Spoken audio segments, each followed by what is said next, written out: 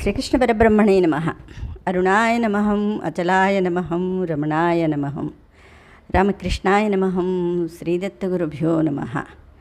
కృష్ణాయ వాసుదేవాయ దేవకీ నందనాయ నందగోపకుమారాయ గోవిందాయ నమో నమః. మన నారాయణీయంలోని 98వ దశకం జగదుత్పత్తి వర్ణన.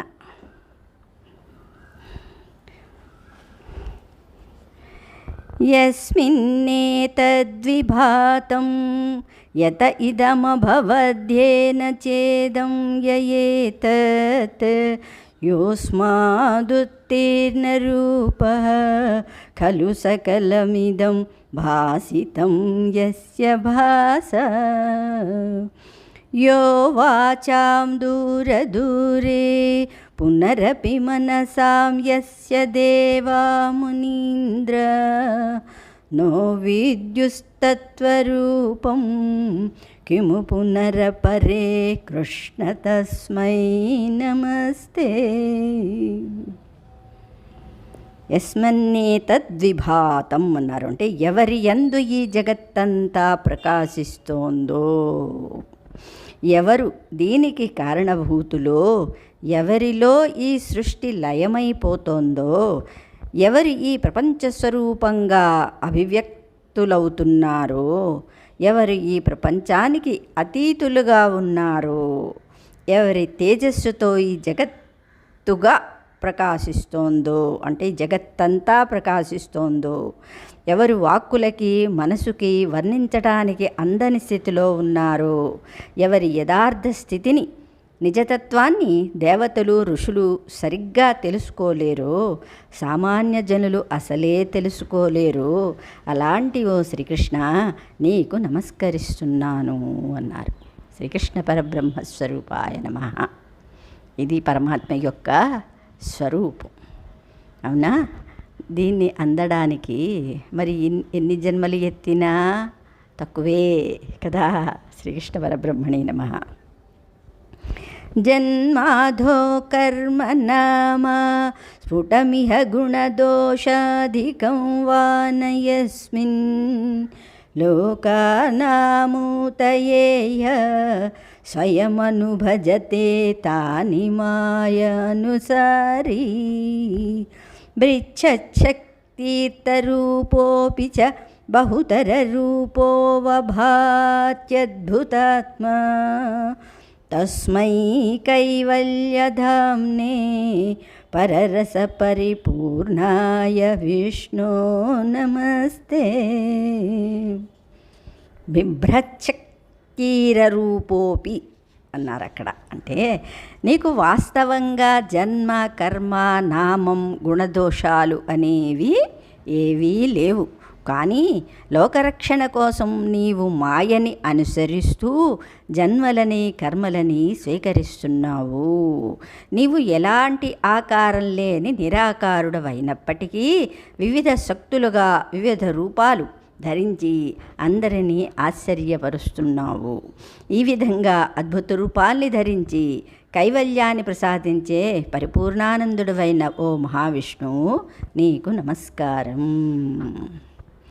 నో తిర్యంచం న మర్త్యం న చ సురమనుమసురం న స్త్రియం నో పుమాంసం న ద్రవ్యం కర్మ జాతిం గుణమపి సత్సద్వాపి తే రూపమాహు.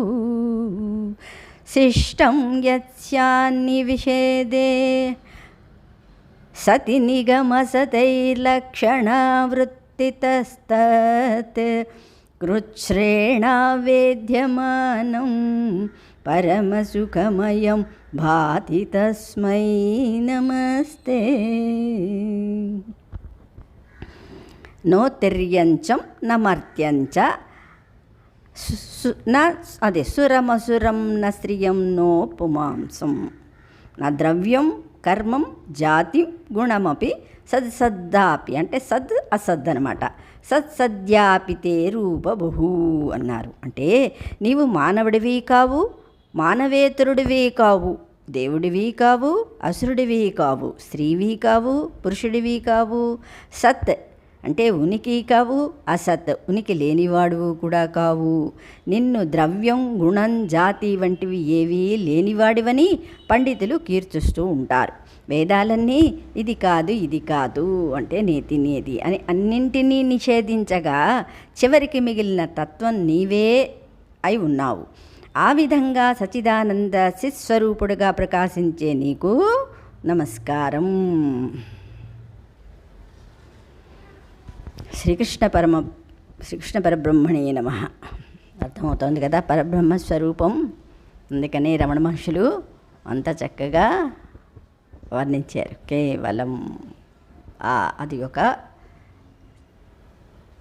ప్రకాశరూపం మాత్రమే.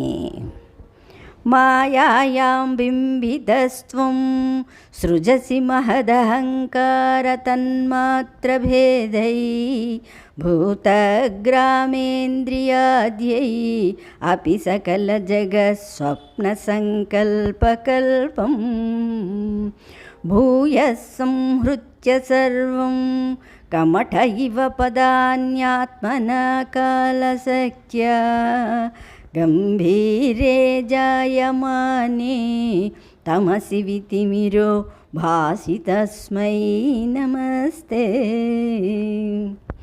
మాయలో ప్రతిబింబించే మహత్తత్వం అహంకారం.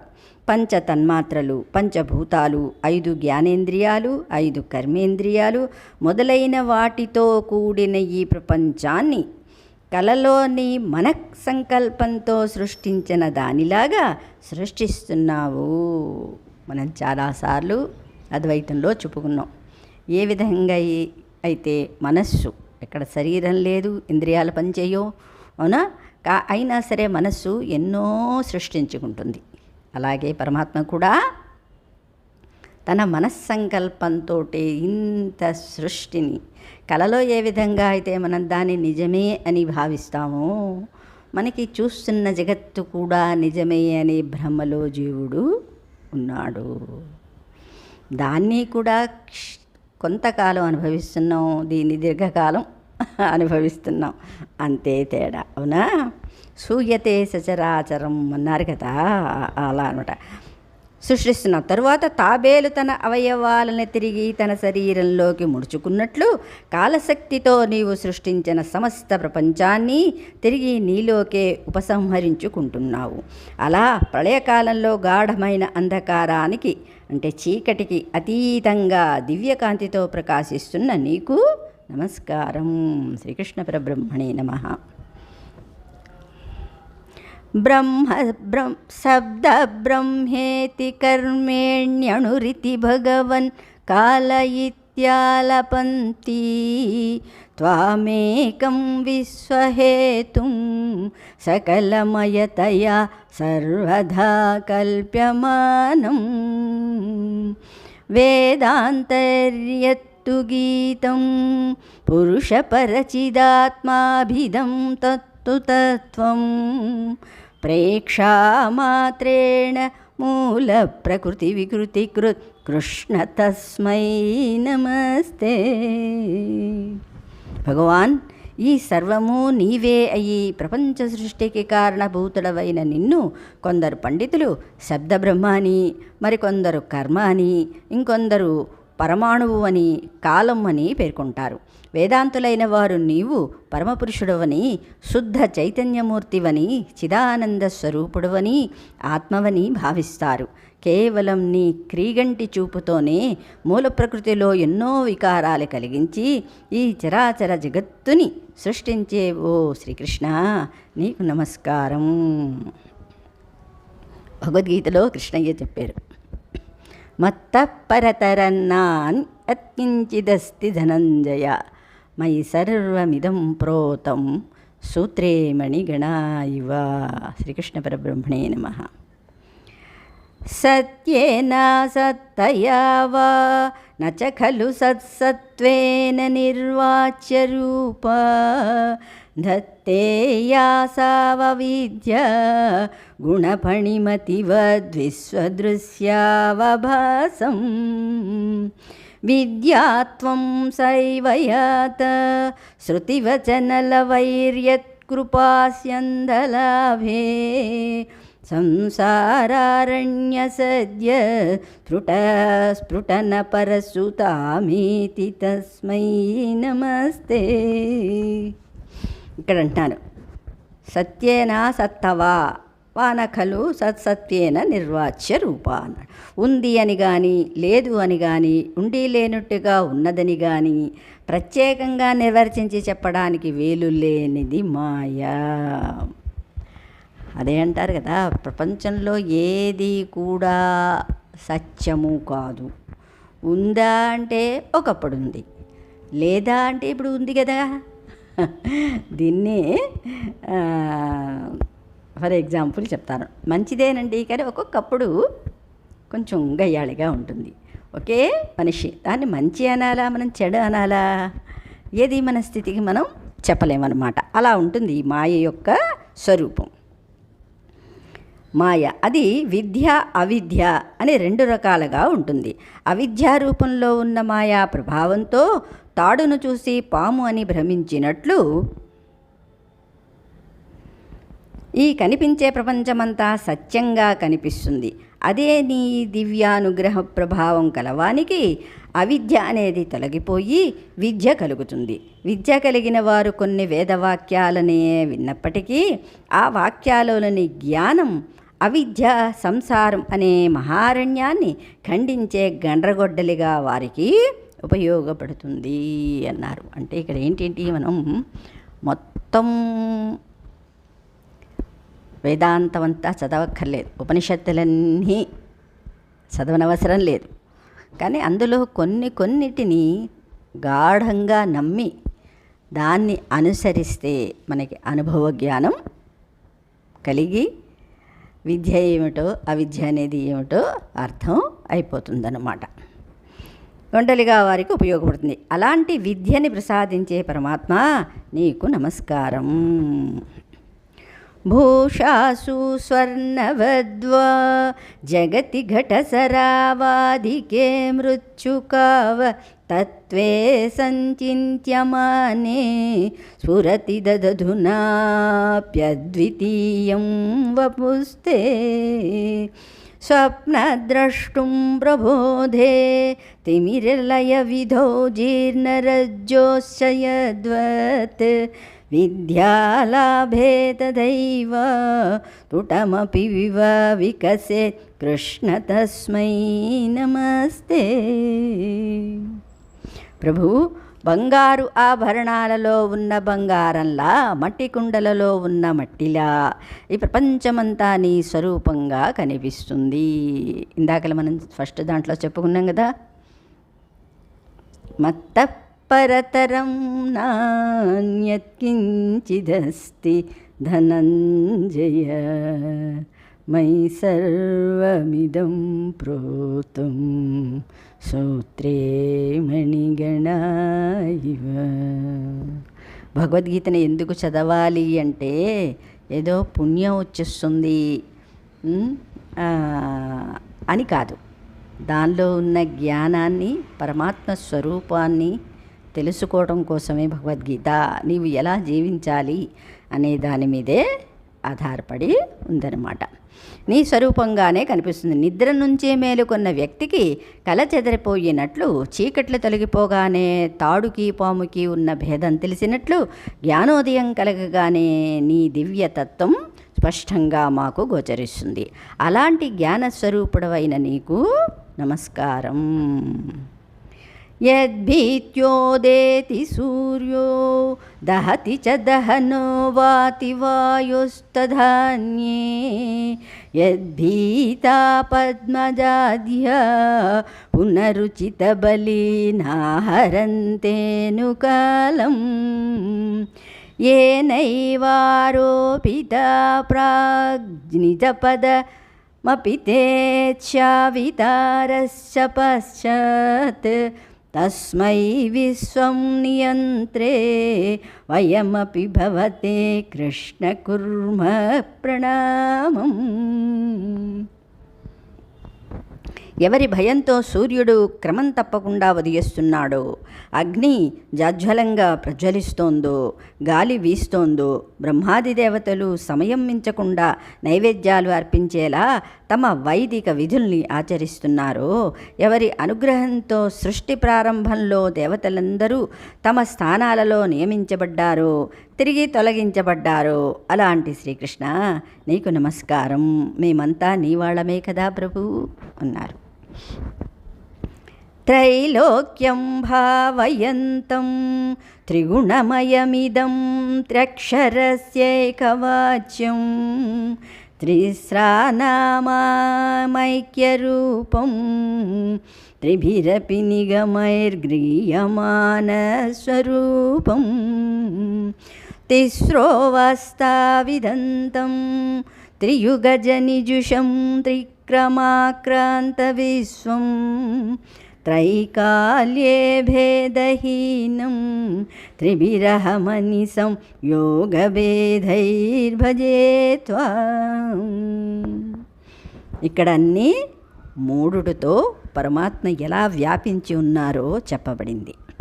త్రైలోక్యం, సత్వస్తమో గుణాలనే త్రిగుణాలతో ఈ ముల్లోకాలని నీవే సృష్టిస్తున్నావు. త్రైలోక్యం భావయంతం త్రిగుణమయమిదం త్రయక్షరం స్థైకవాచ్యం. అంటే ఇక్కడ అకార ఉకార మకారాలని 3 అక్షరాలతో కూడిన ఓంకార స్వరూపుడివి, బ్రహ్మ విష్ణు మహేశ్వరులని త్రిమూర్తి స్వరూపుడివి. త్రైసానామైక్య రూపం, ఏకరూపం అన్నమాట. నీ స్వరూపుడివి నీవే. ఋగ్యజుస్సామాలనే 3 వేదాలు నీ మూర్తినే కీర్తిస్తున్నాయి. త్రియుగజనిజుషం త్రిక్రమాక్రాంత విశ్వం కదా. జాగ్రత్త స్వప్న సుషుప్త అనే 3 అవస్థలు నీవే. తిస్రో అవస్థ అన్నారు అవునా. విదంతం అవస్థలు నీవే. కృత త్రేత ద్వాపరాల్లో 3 యుగాలలో నీవు అవతరిస్తూ ఉంటావు. త్రియుగజనిజుషం త్రిక్రమాక్రాంత విశ్వం నీవు అవతరిస్తుంటావు. 3 పాదాలతో భూలోక స్వర్గలోక పాతాళాలనే 3 లోకాలని ఆక్రమించే త్రివిక్రముడివి నీవే. త్రైకాలే వేద అదే త్రిక్రమాక్రాంత విశ్వం అంటే 3 త్రివిక్రముడివి నీవే. భూత భవిష్యత్ వర్తమానాలనే 3 కాలాలలో ఎలాంటి మార్పు చెందని వాడివి నీవే. త్రైకాల్యే భేదహీనం త్రివిరహమని సంయోగభేదైర్భజే త్వాం. అలాంటి నిన్ను భక్తి జ్ఞాన కర్మలనే త్రివిరహమనిసం కదా. భక్తి జ్ఞాన కర్మలనే యోగ మార్గాల ద్వారా ఆరాధిస్తాను. శ్రీకృష్ణ పరబ్రహ్మణే నమః. సత్యం శుద్ధం విబుద్ధం జయతి తవ వపుర్నిత్యముక్తం నిరీహం నిర్ద్వంద్వం నిర్వికారం నిఖిల గుణగణ వ్యంజనాధారభూతం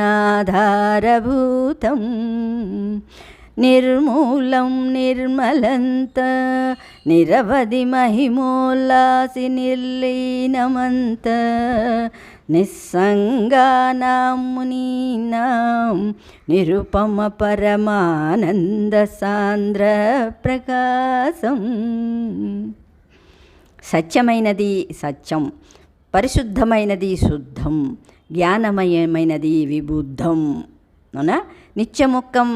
నిత్యముక్తమైనది, ఎలాంటి కోరికలు లేనిది.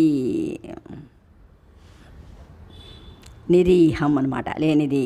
నిర్ద్వంద్వం, రెండుగా లేనిది అంటే ఏకమైనది. నిర్వికారమైనది, కళ్యాణగుణ సమూహాలకి ఆధారమైనది. కారణరహితమైనది, నిర్మలమైనది. అనుతమైన అంటే అనూపతరమైన మహిమలు కలిగినది. ఎలాంటి విషయ వ్యామోహం లేని మహర్షులు ధ్యానించేది. సాటి లేనిది, పరమానందాన్ని కలిగించేది అయిన నీ దివ్య మంగళ రూపానికి నమస్కారం. శ్రీకృష్ణ పరబ్రహ్మణే నమః. దుర్వారం ద్వాదశారం త్రిశత పరిమిళత్ షష్టిపర్యాభివీతం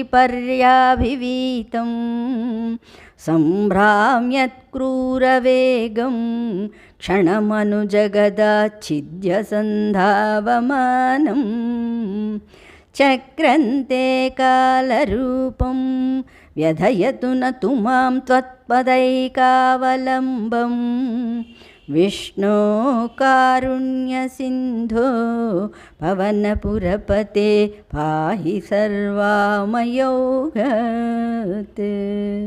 కృష్ణార్పణం. విష్ణు ఎవరూ అడ్డుకోలేనిది, 12 నెలలు అనే ఆకులు కలిగినది, 360 పర్వాలు ఉన్నది. అదే త్రిశత పరిమళ షష్ఠి పర్వాభివీతం, 60 పర్వాలు ఉన్నది, ఎంతో వేగంగా తిరిగే సంభ్రామ్యత్ క్రూర వేగం అన తిరిగేది, ప్రపంచాన్ని నాశనం చేయడానికి కాలరూపంలో పరిగెత్తేది, క్షణమను జగదాచ్ఛిద్య సంధావమానం పరిగెత్తేది నీ దివ్య సుదర్శన చక్రం. ఆ చక్రం నీ పాదపద్మాల్ని దాసుడులా అర్చించే నన్ను బాధ పెట్టకుండా ఉండేలా అనుగ్రహించు. ఓ గురువాయూపురనాథ, నాకున్న రుగ్మతల్ని తొలగించి నన్ను కాపాడు. శ్రీకృష్ణ పరబ్రహ్మణే నమః.